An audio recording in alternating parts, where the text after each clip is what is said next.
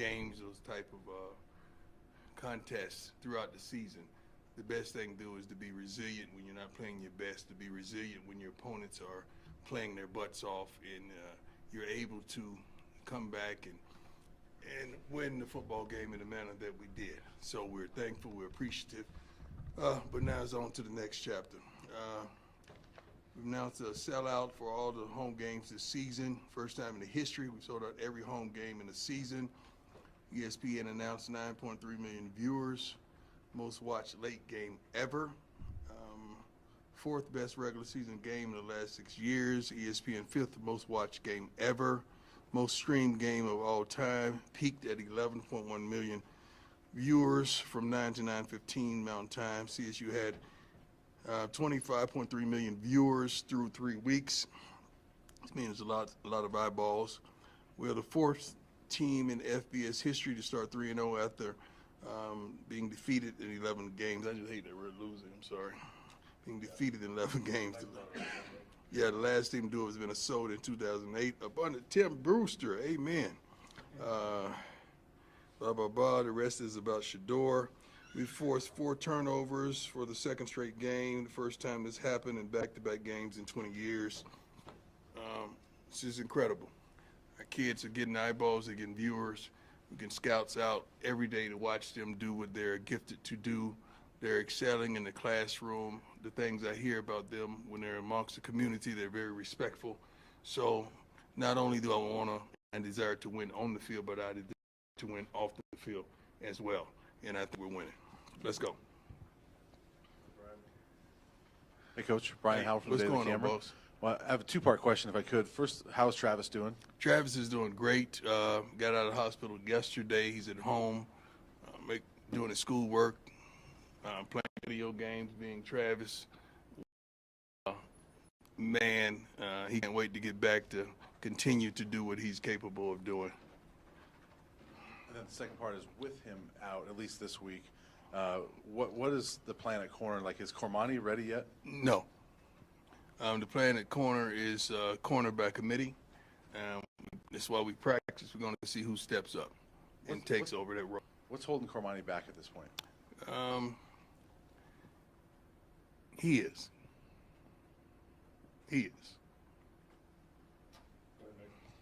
Hey, Coach Mick Miller, Fox 31. I'm assuming with Travis being out and this being a team, your first game in conference, you're going to need as many leaders and dogs on the field as possible. What are you looking for in players to be able to have that on their jersey and in preparation for this game? We're looking for the next man up. We're looking for someone else to step up and take control of this. I mean, Travis J had a great practice today. He still got a little limp slightly, but competed his butt off.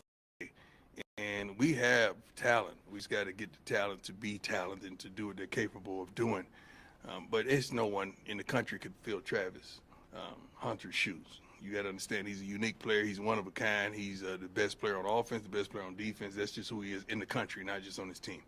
So having guys step up, they just got to step up and do the job that we're asking them to do. Hi, Coach. Adam Munster, Tiger 24/7 Sports. One of the stars late in the game on Saturday was at a different position in the spring. When did you identify Mikey Harrison as a guy that could help this football team? Mikey's versatile. I mean, Mikey's kind of a small tight end and a very large receiver, which don't fare well at times. But he overcomes that by his work ethic, by what he applies to the game, his knowledge of the game, being where he's supposed to be, doing what he's supposed to do, and going full speed at all times. And practice is where you build a trust with your quarterback. So just being here in the time that he's been here and being able to be on the field and work with Shedeur, that has created a level of trust that he is found to be dependable in certain situations, and that's what he was. Hey, Coach, Pat Graham, Associated Press. Really quick, just a clarification. With the lacerated liver with Travis, does it change the timetable at all for his return? No, sir. And then my question is, when you look at Shiloh and what he does back there as a defensive back, do you see some sign, some look of yourself, or is he just a completely different player? I never compare my kids to me. That's not fair as a father, and a lot of fathers do that. They want their kids to walk in their footsteps and live their life. My kids and I, our deal we made when they were young lads just getting into sports is, you don't have to be me. be the best you that you can be, and give me your best. That's our deal. So that's who Shiloh is. Shiloh is a bona fide leader. He's a dog back there. He plays hard, plays tough. He's a physical kid, and he loves the game of football, and he loves playing for Coach Kelly. He really does.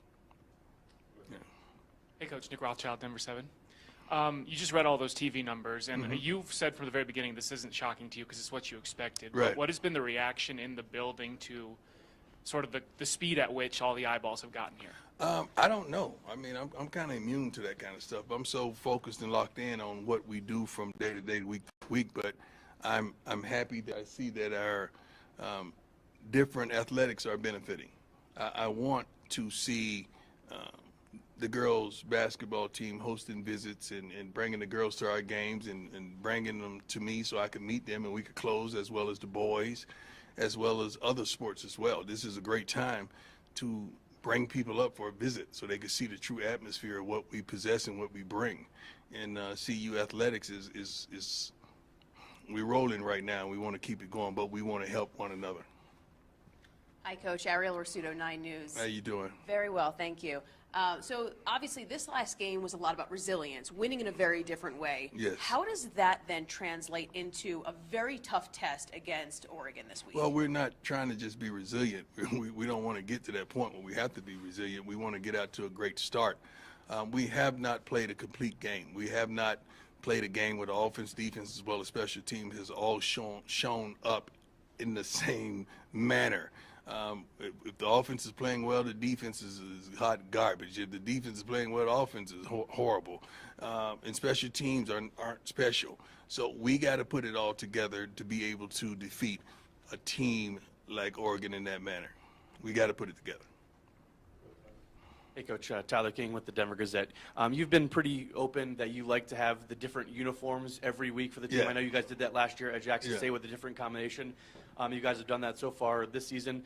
What does that mean to you to be able to do that? And what has it been like working with Nike this season here as you guys are, doing the different uniforms here? Well, that all starts with Smitty. We have a wonderful equipment man that sees and poised and understands me. So, and us traveling with Rick up to Nike to talk about these different things that kids desire. I mean, you got to understand the team that we're playing right now, that's what they're known for.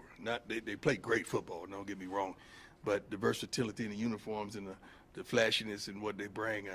I can remember coaching high school and my kids in the locker room talking about Oregon in their uniforms, which is wonderful. So we could simulate that, emulate that, and imitate that in a certain way. It's productive because kids want, shoot, you all want options. That's why you're working, right? So you can have options to go buy what you want to buy, get what you want to get, do what you want to do. So just giving the kids those type of options is phenomenal for young men. And just for you personally, being back with Nike now, I know in the past you guys had a little bit of a strained relationship, but being back with them now, what's that been like for you? It's been wonderful. They've been above board. They've been excellent. They've committed to the program. They've committed to me personally, and I love every bit of it. And the fans in CU is benefiting also. So it's a beautiful marriage. Coach Sean Keeler at the Denver Post, two-parter about physical play in that game. First, do you worry that some coach or someone somewhere looks at that film, at that tape, and says, I'm going to hit him, I'm going to hit him late, I'm going to hit Shedeur late, because Well, maybe that's our shot? That's not having character. I don't know how you're going to have success and longevity in this game, coaching in that aspect. I don't condone that. I don't teach that. I didn't condone it when I played the game from any of my teammates as well. We want to play clean. You want to be dominant, but you want to play clean, because at the end of the day, you want your opponent's respect. You do. I'm not saying that's what transpired, but it's unfortunate if it did. What's the gentleman's name? Henry Blackburn. I want you guys to record this and run with this. Henry Blackburn is a good player who played a phenomenal game. He made a tremendous hit on Travis on the sideline. You could call it dirty. You could call it he was just playing the game of football. But whatever it was, it does not constitute that he should be receiving death threats. This is still a young man trying to make it in life, a guy that's trying to live his dream and hopefully graduate with honors or degree, committed to excellence and go to the NFL. He does not deserve a death threat over a game. At the end of the day, this is a game. Someone must win, someone must lose. Everybody continues their life the next day. Very unfortunate. I'm saddened if there's any of our fans that's on the other side of those threats. I would hope and pray not, but that kid was just playing the best of his ability, and he made a mistake. So I forgive him. CU, our team forgive him. Travis he's forgiven him. Let's move on. But that kid does not deserve that. The other follow-up to that, and I appreciate you saying that about Blackburn, because that was the other thing I was going to ask, was do you worry that there's going to be a target on Shedeurs' back, given the hype and everything else? I think there's a target on every great player's back, isn't it? Last time I checked, but that should really challenge your offensive line to do their job, shouldn't it? Because if you stop the quarterback, if you stop a Travis Hunter, if you stop a Jimmy, if you stop these guys, you're stopping the offense. Bo Nix is pretty darn good too. We want to stop him, So, but we're not going to do anything absurd or dirty. We don't believe in that. This is a game. I mean, we want to win, but we don't want to step outside the lines to win. Character is everything with us. Hey, Coach. Jason Jones from Buffs Beat. You've mentioned before that you're the only coach Shedeur has ever known. Mm-hmm. And I was curious, from Jackson State to now, high school, whatever it is, in these 3 games, has he done anything that even impresses you? I mean, his consistency impresses me. When I see him in a presser, it impresses me. When I saw him on stage with Stephen A. as well as Shannon, and that impressed me. He's a really knowledgeable kid. Sometimes he was reluctant to let his personality go, but now he's home, man. He is. Remember when I said I'm about to get comfortable? He's gotten comfortable. So, and I know him, as my son. I know when he opens up like he's opened up, he's comfortable, and I'm proud of him in every aspect. Hey, Coach. Ryan McFadden from the Denver Post. Mm-hmm. I wanted to ask you a question about the cornerback position. Mm-hmm. We've seen a lot of young corners come into the league and make an immediate impact, whether it's year 1 or year 2. I was wondering, why do you think that, and how much has the college game impacted? I don't follow NFL, so I don't know. I don't know if that's true. I have no idea. I don't really follow the NFL game, and I haven't followed it since I was out commentating it and broadcasting it, so I don't know how true that is. I'm happy for those youngsters if they're able to come in and show immediate impact. That's not easy by any standards, but I'm happy for them, man. I wish I followed them a little more so I could ride with you on your statements. I just don't. I'm so into what we do and what our opponents are doing. That's what I'm into. I don't really look outside these blinders.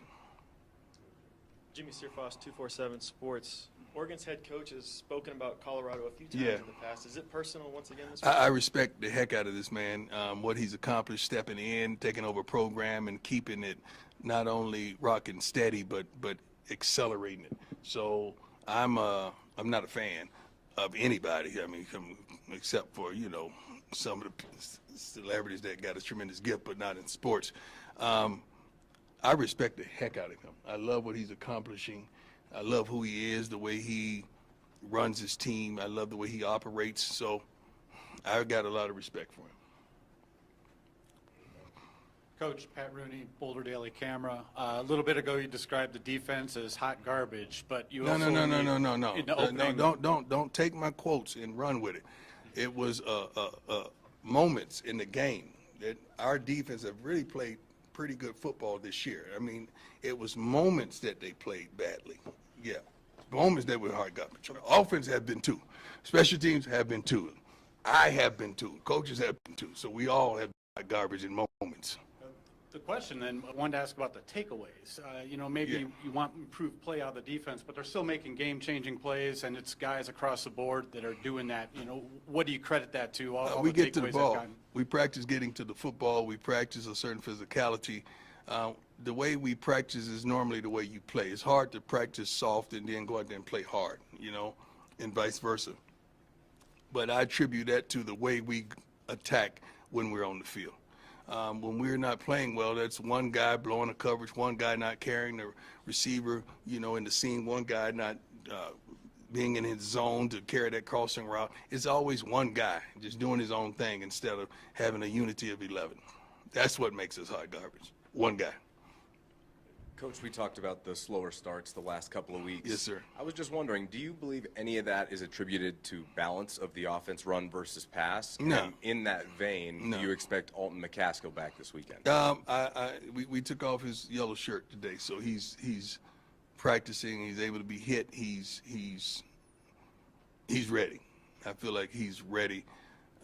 I don't care what the ratio is run pass. I really don't. I care what the ratio is on the scoreboard. That's what I care about. I don't give a darn what run pass. I just meant more in relation to the slow starts. You were saying after the game that you couldn't figure it out.